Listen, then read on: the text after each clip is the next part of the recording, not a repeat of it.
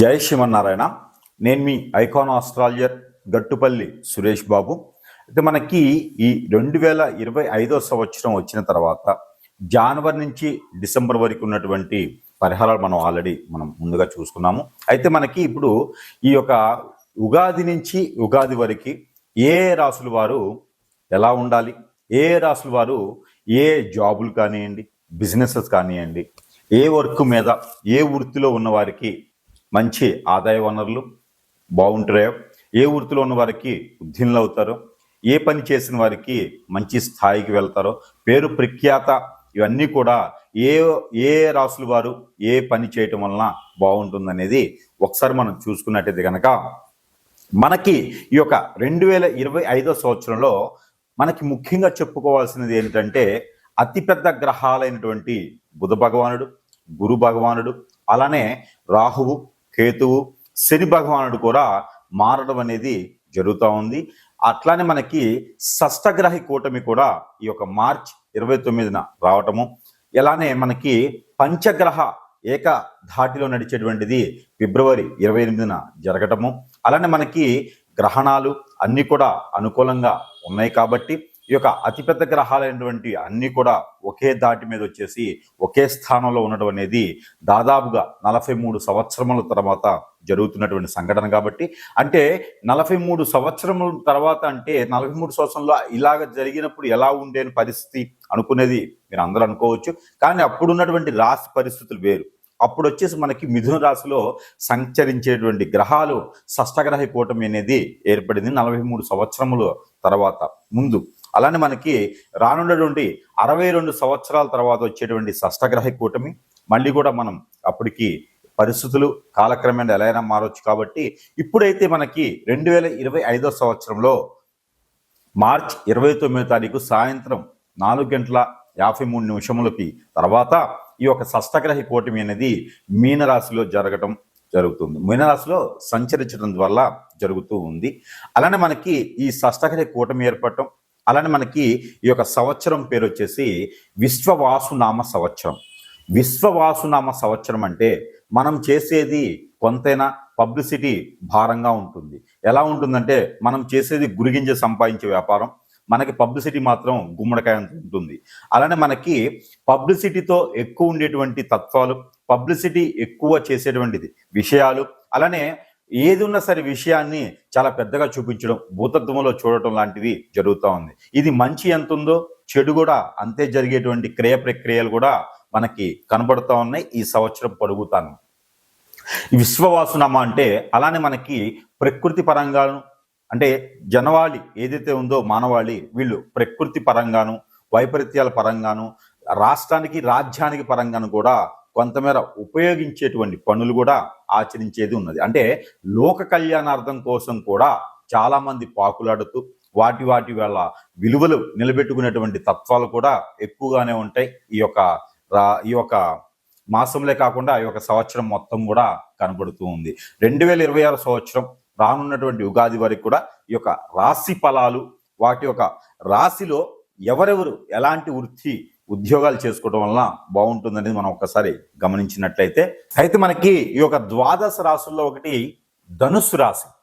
ఈ యొక్క ధనుస్సు రాశి వారికి ఈ సంవత్సరం 2025 సంవత్సరం యుగాది నుంచి 2026 సంవత్సరం వచ్చేటువంటి యుగాది వరకు కూడా ఎలా ఉన్నదని మనం ముందుగా చెప్పుకున్నట్టుగానే ఈ యొక్క గ్రహ మండలి, ఈ యొక్క మండలి తర్వాత ఈ యొక్క ఏదైతే గ్రహస్థితి ఉందో ఇక ఈ షష్టగ్రహ కూటమి తర్వాత వచ్చేటువంటి యుగాది. కాబట్టి సంవత్సరం మొత్తం కూడా చాలా రాణించేందుకు అనుకూలంగా కనిపిస్తుంది. అందులోనే ఒకటి ధనుసు రాశి. ఈ యొక్క ధనుసు రాశి వారికి ఏ వృత్తి, ఏ వ్యాపారం, ఏ ఒక రంగాల్లో ఉన్న వారికి రాణిస్తారనుకుంటూ మనం చూసినట్లయితే కనుక ఈ యొక్క ధనుసు రాశి వారు ముఖ్యంగా చెప్పాలంటే బ్యాంకింగ్ రంగాల వారికి చాలా అనుకూలతగా ఉంది. అలానే ఈ యొక్క ఈవెంట్ ఆర్గనైజర్స్, అలానే మ్యారేజ్ బ్యూరోస్ ఇలా చేసే వారికి చాలా అనుకూలంగా ఉంది. మాటలు చెప్పి మార్కెటింగ్ రంగాల్లో ఉండే వారికి చాలా అనుకూలతగా ఉంది. అలానే ఈ యొక్క MLM మార్కెటింగ్ వాళ్ళకు కూడా చాలా అనుకూలతగా ఉంది. ఏదైనా మార్కెటింగ్ రంగాలు, డిజిటల్ రంగాల్లో ఉండే వారికి కూడా చాలా అనుకూలతగా ఉందని చెప్పొచ్చు. ఈ సందర్భంగా ఏంటంటే ఈ యొక్క రాశి వారికి ముఖ్యంగా మనం ఏంటంటే ఏ రాశి వారు ఏ రంగంలో రాణిస్తారో చెప్పగలిగితే కనుక ఏ రంగంలో బాగా స్థాయికి వెళ్తారో చెప్పగలిగితే కనుక ఆ రాశిలో ఉన్నటువంటి జన్మించినటువంటి వారు ఆలోచన లేకుండా ఆ రంగాల మీద ముందు వెళ్ళేదానికి ఆస్కారం ఎక్కువ ఉంటుంది. కాబట్టి ఆ రంగాల్ని కూడా మనం ట్యూన్ చేసుకుని చెప్పడం కూడా జరుగుతూ ఉంది అనమాట. దాని సందర్భంగానే మనకి ఈ యొక్క మ్యారేజ్ సంబంధించినవి, ఈవెంట్ ఆర్గనైజర్స్, బ్యాంకింగ్ రంగాలు, ఈ యొక్క MLM మార్కెటింగ్ రంగాల వారికి చాలా అనుకూలతగా ఉంది.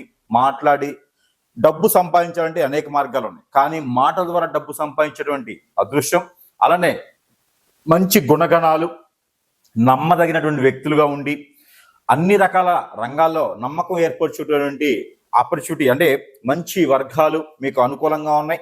అలానే కొత్తగా వ్యాపారాలు ఏదైనా మొదలు పెట్టాలనుకుంటే కనుక బుక్ స్టోర్స్, పాలకు సంబంధించినటువంటి ఉత్పత్తులు, అలానే జంతు ప్రీతితో జంతువుల్ని పెంచి వాటిని అమ్మేటువంటి విధానానికి, ఇలాంటి వాటికి ఈ యొక్క రాశి వారికి చాలా అనుకూలంగా ఉన్నాయి.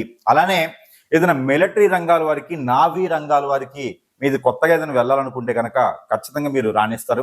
అలానే బిల్డర్స్ గా కూడా ఈ యొక్క రాశి వారికి చాలా అనుకూలంగా ఉంది ఈ సంవత్సరం. కాబట్టి ఈ యొక్క 2020 సంవత్సరం ఉగాది తర్వాత మీ అందరికీ ఏప్రిల్ మాసం నుంచి రానున్నటువంటి 2020 సంవత్సరం ఉగాది వరకు కూడా ఈ రంగాల్లో చాలా రాణించేందుకు బాగుంటుంది. కాబట్టి ఈ రంగాలకు ప్రయత్నం అయితే చేయండి, చాలా అనుకూలతగా ఉంది.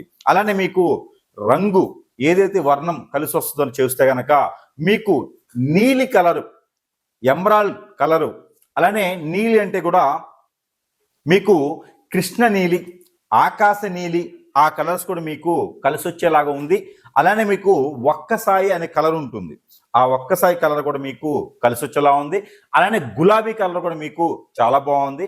అందులో ముఖ్యంగా ఆరెంజ్ కలర్, ఈ ఆరెంజ్ కలర్ మీకు అంటే మనకి చాలా రకాల ఆలయాల్లో హనుమాన్కి రాసేటువంటి సింధూరం, ఆ కలర్ ఆరెంజ్ కలర్ లో మిక్స్ అయి ఉంటుంది. కాబట్టి అలాంటి సింధూరం కలర్ కూడా ఈ యొక్క రాశి వారికి చాలా అనుకూలంగా ఉంది. కాబట్టి ఆ కలర్స్ మీరు ఏదైనా మంచి పని మీద కానీ, ఏదైనా అవసరం ఉన్నటువంటి పని మీద మీరు వెళ్ళేటప్పుడు ఈ కలర్స్ ధరించి కానీ, ఈ కలర్ పూసలు కానీ, ఈ కలర్ జేబుమాల కానీ పెట్టుకుని వెళ్ళడం ద్వారా మీకు మంచి జరిగేదానికి ఎక్కువ ఆస్కారంగా ఉంది. కాబట్టి ఈ యొక్క కలర్స్ అన్ని కూడా మీకోసం.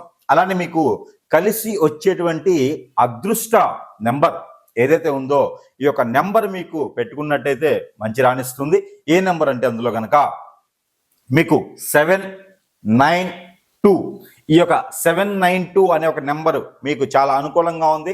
ఈ సంవత్సరంలో ఏదైనా కారు కానీ తీసుకోవాలనుకున్నా, ఏదన్నా వాహనం, ఏదైనా సరే ఇంకేదన్నా మీకు లక్కీ నెంబర్గా ఫోన్ నెంబర్ ఏదైనా మార్చుకోవాలంటే కూడా ఈ నెంబర్ మీరు పెట్టుకున్నట్టయితే ఖచ్చితంగా మీ అందరికీ కూడా రాణించేందుకు ఆస్కారం ఎక్కువ ఉంది. కాబట్టి ఈ నెంబర్ని మీరు ప్రయత్నం చేయండి.